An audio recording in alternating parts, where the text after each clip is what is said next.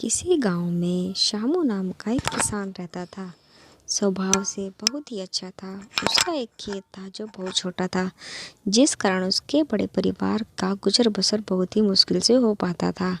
शामू अपने खेत में मन लगाकर बहुत काम करता था, लेकिन खेत छोटा होने के कारण कुछ घंटों में ही काम खत्म हो जाता था। उसके बाद वह खाली रहता था। काम के बाद का खाली समय श्यामू को बिताना भारी पड़ता था। इसलिए उसने एक दिन सोचा कि क्यों न इस खाली समय में गांव के ही सेठ जी के खेत में मजदूरी कर ली जाए।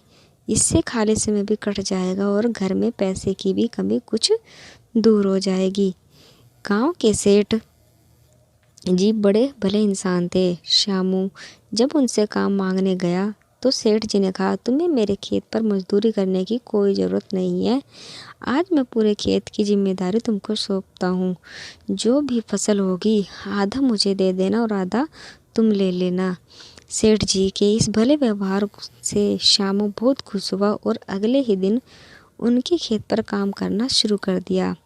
वह प्रतिदिन सुबह सबसे पहले अपने खेत का काम खत्म करता और फिर सेठ जी के खेत में काम करने चला जाता था।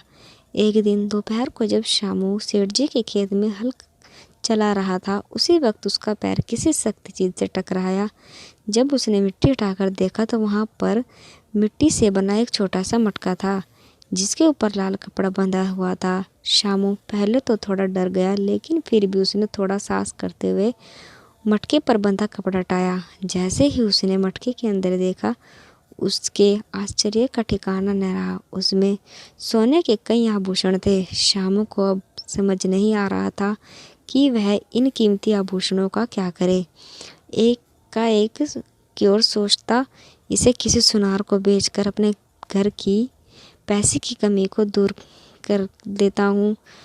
वहीं दूसरे ही पल उसने सोचा कि ज़मीन सेठ जी की है, ये उन्हें ही सौंपना उचित होगा। काफ़ी देर तक उलझन में पड़े रहने के बाद वह अंत में सेठ जी के घर गया। उसने सेठ जी को सारी कहानी बताकर मटका उन्हीं के सामने रख दिया। मिट्टी का वह मटका देखकर सेठ जी उसे पहचान गए और बोले, ये मेरी दादी के आभूषण है। मैं कई वर्षों से इन्हें खोजने की कोशिश कर रहा था। मुझे नहीं पता था कि ये कहाँ गड़े हुए हैं। इन्हें अचानक खोजकर तुमने बहुत बड़ा उपकार किया है। तुम्हें इस काम के लिए कोई बड़ा इनाम तो मिलना ही चाहिए। सेठ जी, मुझे आपने खेत पर काम कर दिया, यही बहुत है।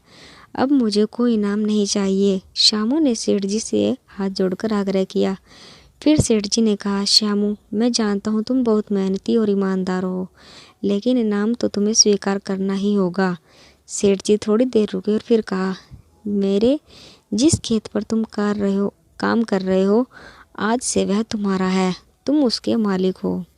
सेठ जी के मुंह से यह बात सुनकर श्यामू खुशी से झूम उठा। उसकी आंखों में खुशी के आंसू थे। वह मन ही मन सोच रहा था कि यदि वह लालच में पड़कर अपनी ईमानदारी को भूल जाता तो उसे इतना बड़ा इनाम नहीं मिलता। सीख, ईमानदारी सबसे अच्छी नीति है। थोड़े से लालच के लिए किसी के साथ बेईमानी नहीं करनी चाहिए।